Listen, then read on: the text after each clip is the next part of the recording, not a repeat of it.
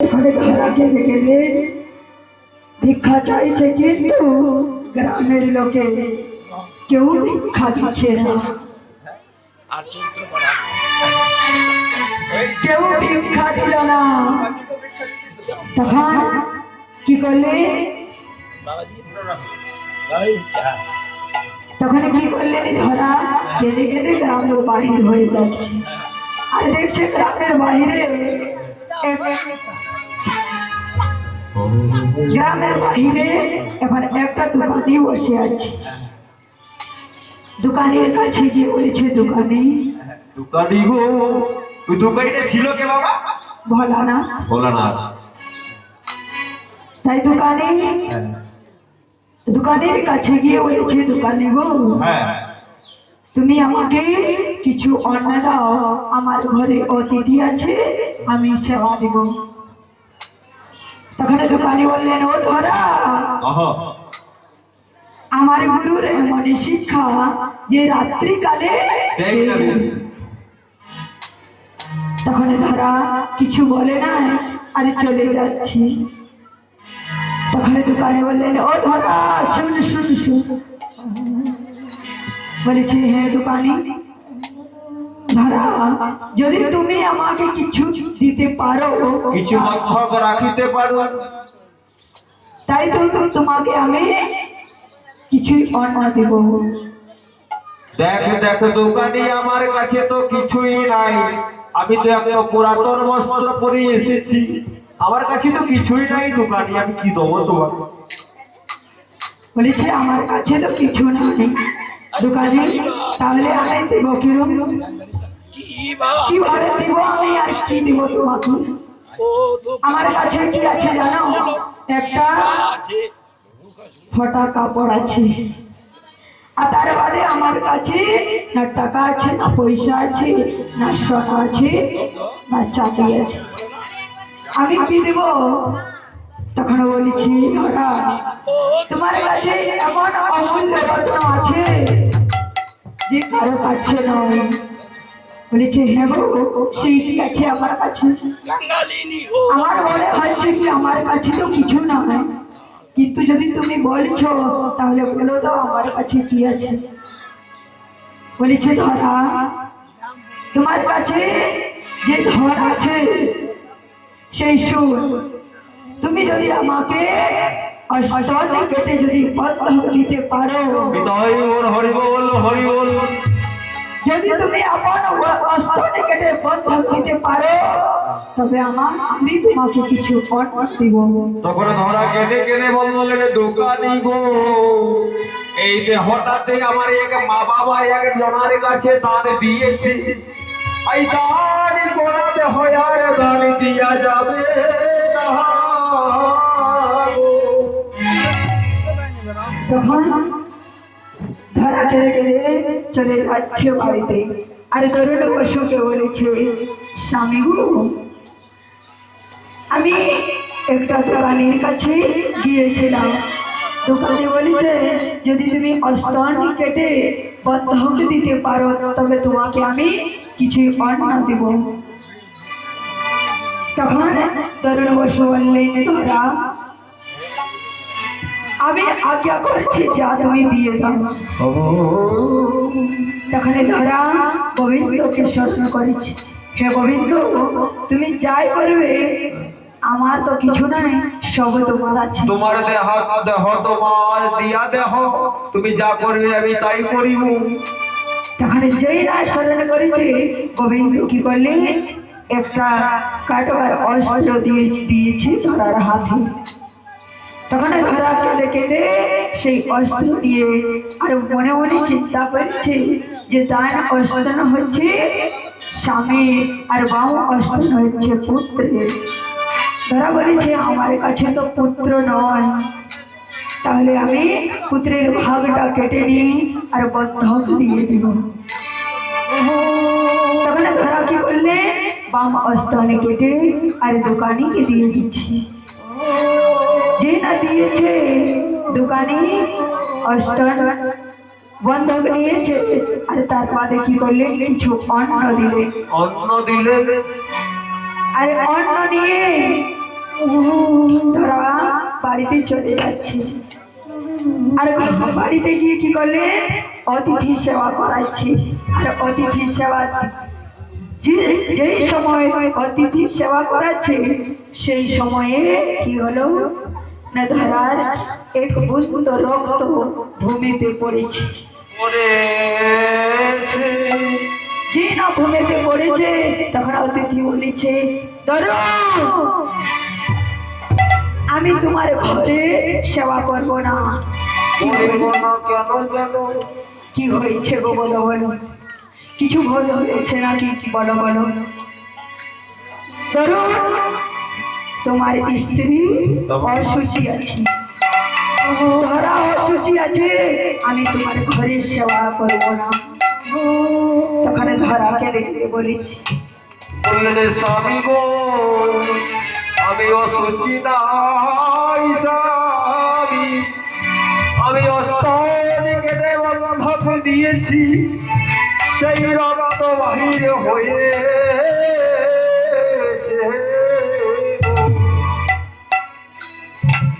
তখন শ্রী গোবিন্দ যে পরীক্ষা নিতে এসেছিল মা, সে এখন আপন রূপ দর্শন করে দর্শন দিয়েছে ধরাকে। আর বলছে, ধরা আমি তোমার এই সেবায় সন্তুষ্ট হলাম, বলো ধরা তুমি কি চাও।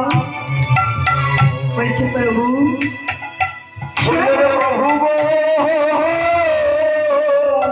প্রভু,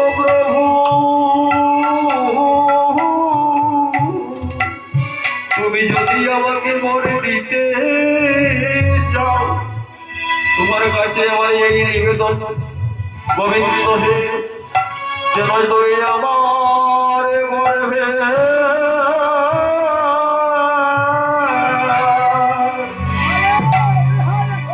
গর্ভে গর্ভে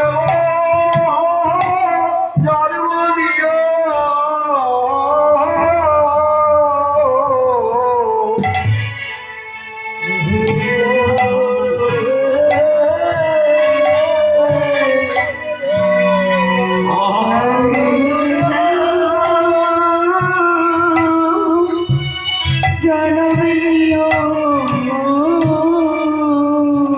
তুমি আমার গর্ভে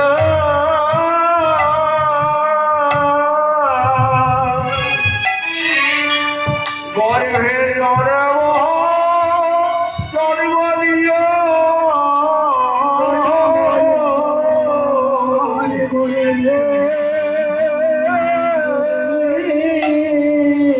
গর্ভে জন্ম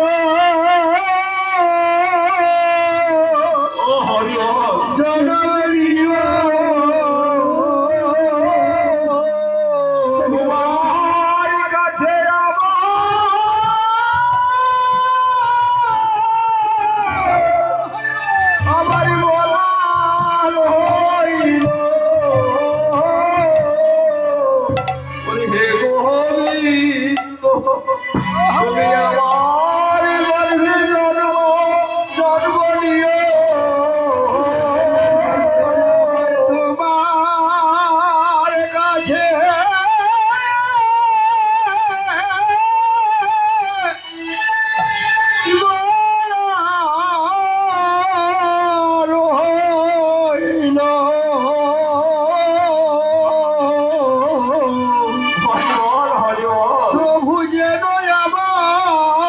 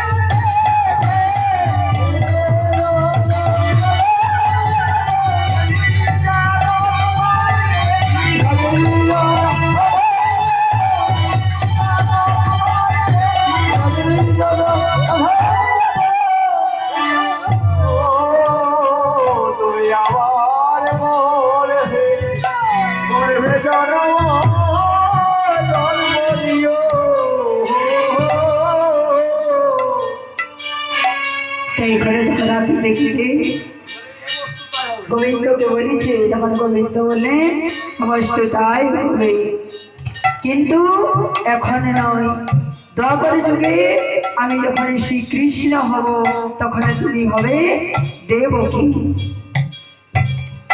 কিন্তু তোমার গর্ভে আমি জন্ম নিব, কিন্তু তোমার দুগ্ধ পান করব না। তখন ধরা বললেন, কেন? আজ তুমি আমার ভাগ্য স্তনকে তুমি বন্ধক দিয়েছ। যেই না এর কথা বলে গোবিন্দ চলে যাচ্ছে, তখন ধরার স্তন এসে যায়। আমি সেই ধরা কোথায় দিয়েছিল গো? না, যজ্ঞ কুণ্ডে আহুতি দিয়েছিল। আর সেই কুণ্ড হইতে কি হয়েছিল? না, বেল গাছের উৎপত্তি হয়েছিল। ওই জন্য ভক্তগণ যদি কেউ শিব ঠাকুরের পুজো করতে চাও, তাহলে ভোলানাথকে খুশ করতে গেলে বেলপত্র দিতে হবে। কেননা ধরার কাছে ঋণী আছে বাবা ভোলেনাথ। কেন কি সতী নারীর অস্ত্র কেটে বন্ধক নিয়েছিলেন আর বললেন, ধরা আমি তুমি সতী নারী অস্ত্র আমি নিয়ে মহাভুল করলাম, আমি তোমার কাছে ঋণী রইলাম। আমাকে কোন ভক্ত যদি এই ধরা ধামে আমার পুজো করতে চায়, যতক্ষণ বেলপত্র দিয়ে আমাকে পুজো করবে না ততক্ষণ আমি সন্তুষ্ট হব না। তাই ওর হরি বল, হরি বল, হরি বল। গোপালকে বলেছে, তুমি শুনলে গোপাল? আর কি বললে গোপাল? তুমি শোনো শোনো, আমি কাটি আয় গেল মাংস দিয়েছি রানালে, দিয়েছি রানালে, কাটি আয়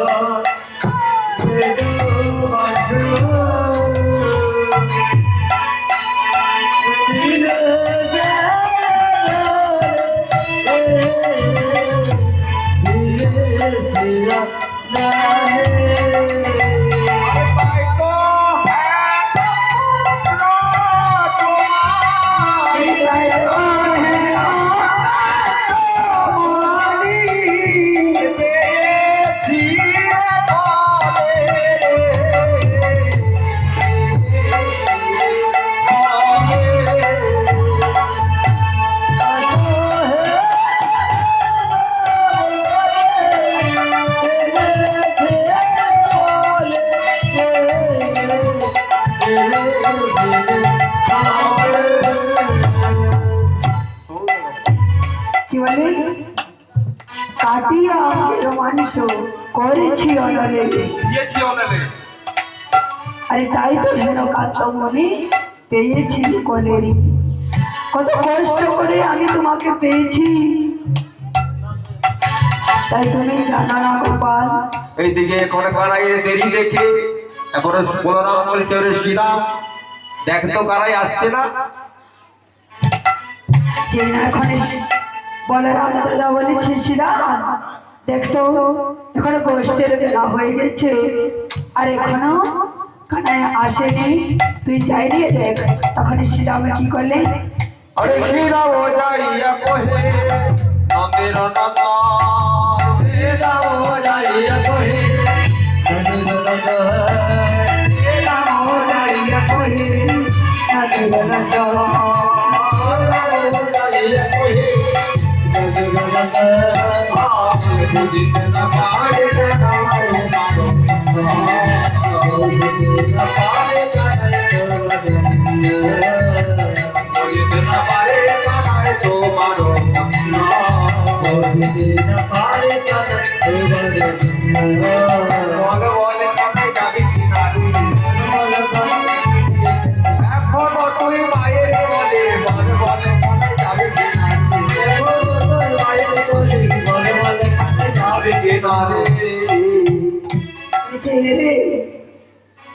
আমি তোমার মন্ত্র বুঝতে পারছি না, যে তুমি এখনই ঘরে বসে আছো আর গোঠে গেল পাল, আর উন্মুক্ত হইয়া আছে যত রাখা।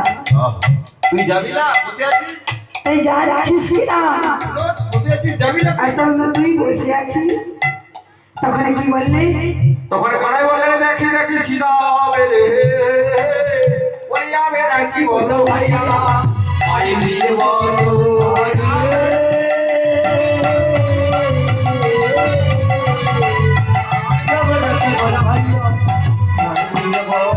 আরে আমরা কি বলো ভাইয়া আই দিয়ে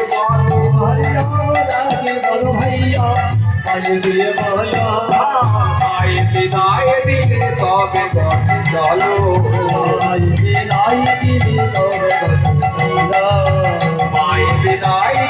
তবে চলো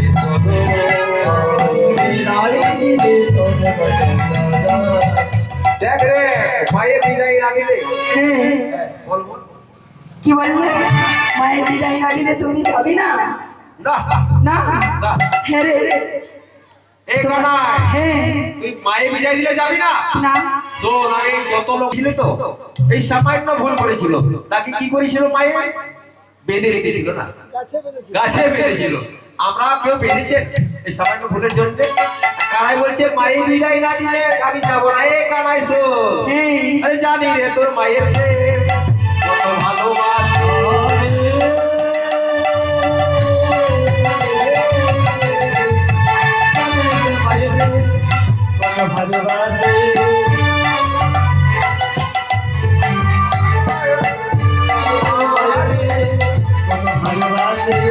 আরে রে তোর মায়ের প্রেম কত ভালোবাসে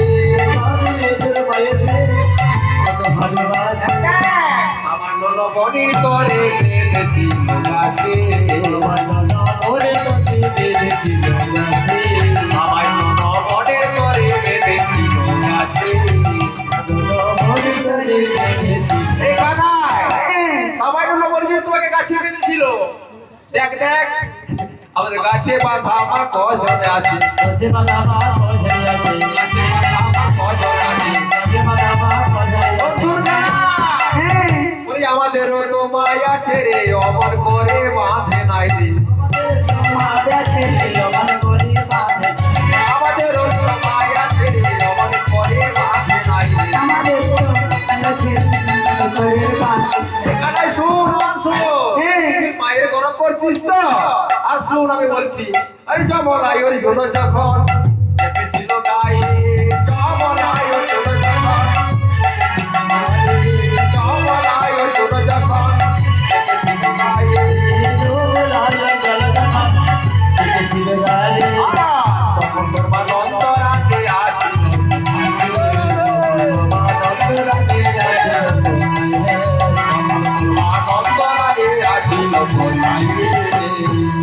তখন তোর মা কোথায় ছিল বলে বলে রে তখন কোথায় ছিল আরে মায়ের গরম করছিস কেন বলে রে তখন কোথায় ছিল মায়ের গরম করছিস কেন বলে রে তখন কোথায় ছিল এখানে কি বললি? যখন জামাল ও অর্জুন যেখানে চেপেছিল গায়ে বলছে দেখে দেখে সীতা আমি তো তুই মায়ের নিন্দা করেছিস দেখে সীতা আমি মায়ের নিন্দা আর সইতে পারবো না দেখে দেখে সীতা রে দেখে দেখে মায়ের নিন্দা করিস না ভাই করিস না ভাই।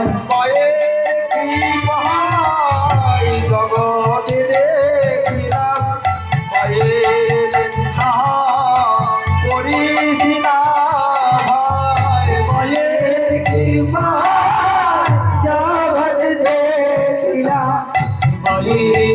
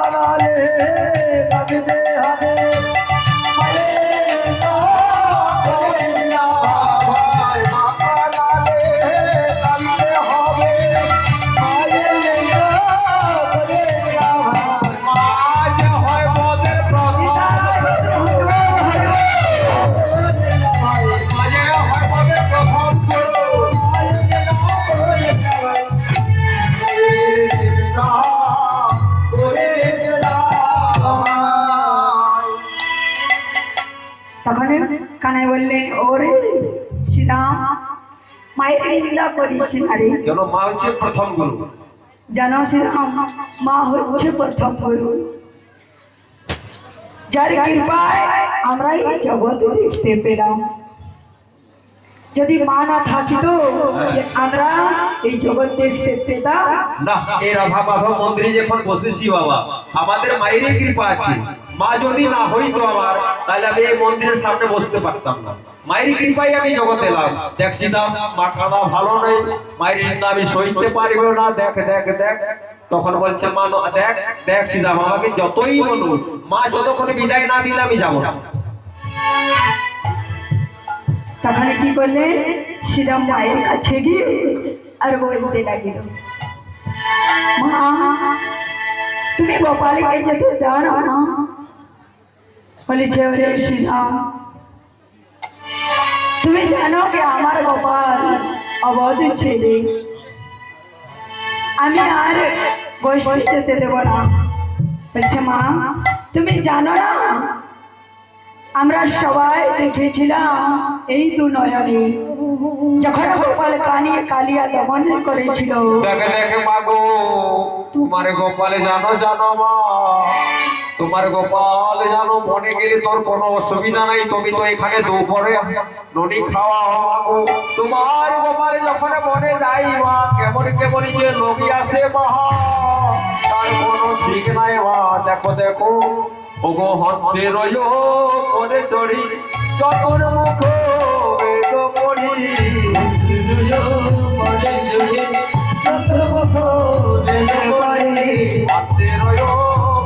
চড়ি, চতুর মুখে বেদ পড়ে,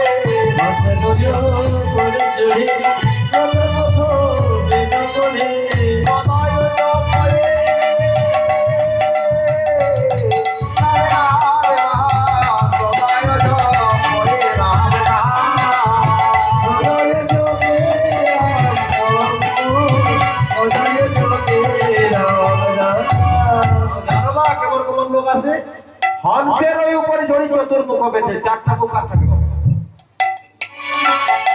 চারটা মুখ কার? ব্রহ্মার। ব্রহ্মা সে মা। আর জানো কে আছে? ওগো শিরে জটা ত্রিলোচন, অঙ্গে মাখে বেবসা, শিরে জটা ত্রিলোচন, অঙ্গে মাখে বেবসা, অঙ্গে মাখে বেবসা, অঙ্গে মাখে বিভূষণ, সদায় জপয়ে রাম নাম, সদায় জপয়ে রাম নাম, সদায় জপয়ে রাম নাম, সদায় জপয়ে রাম নাম। শিরে জটা ত্রিলোচন আর অঙ্গে মাখে বিভূষণ, সেই যে কে বাবা? তাই ভোলা না যে যে জোড়া কার থাকে ভোলানাথ, আর তিনটা নয়ন কার থাকে বাবা ভোলানাথ। যখন তিনটা নয়ন দেখে তখন প্রলয় হয়ে যায়। বলে দেখে দেখে মাগো, যদি জাটা না থাকিলে সেই লোকটা দেখিলে কেমন অনুমান হয়? বলে ঠিকই বলাই দাদা মা, ঠিকই বলাই দাদা মা, ও ধীরে জটা না থাকিলে ঠিকই বলাই দাদা মা,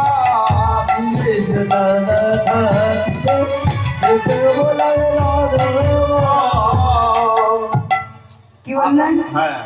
শিরে জটা না থাকিলে ঠিক বলাই দাদা। আর জানো না কেমন লোক আছে? তুমি এক করে নুনি খাও না, আমরা নিজেই চোখে দেখেছি।